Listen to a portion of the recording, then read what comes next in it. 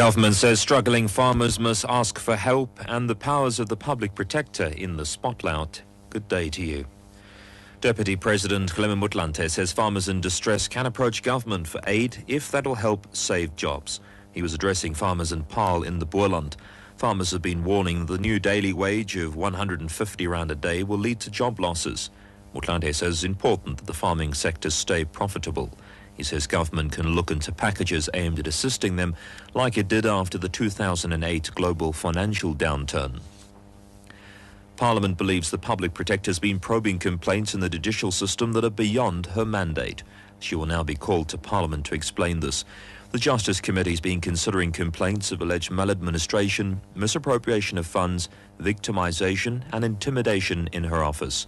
Committee chairperson Llewellyn Landers says Madonsela recently told the committee that most complaints to her office centred around the Department of Justice.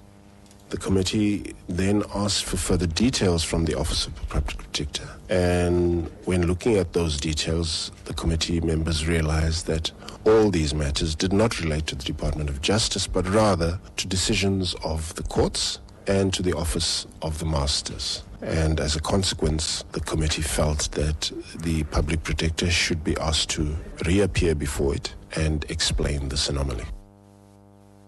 The Police Minister Nathi Mthethwa says the violent nature of crime in South Africa should act as a wake-up call. Briefing reporters in Parliament, he condemned the brutal murder and rape of Western Cape teenager Anine Booysen.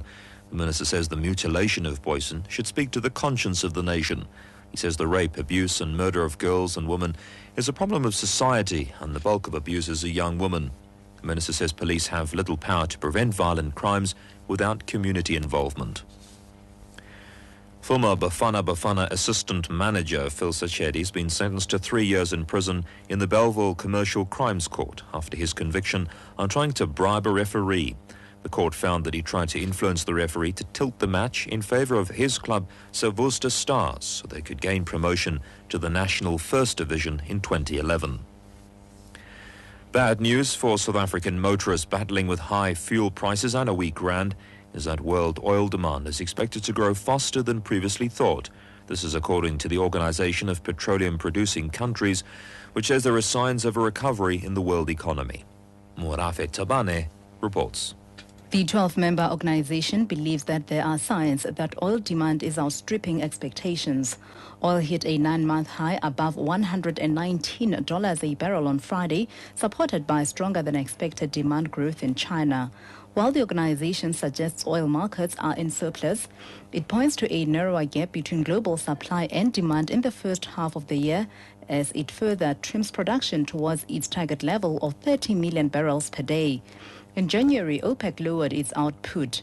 This implies inventories could build up in the first half should OPEC maintain the January output rate.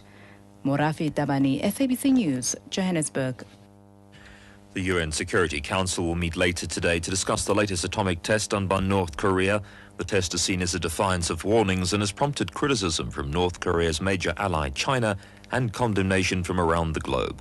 An international monitoring agency in Vienna says the explosion was twice as big as North Korea's previous test in 2009.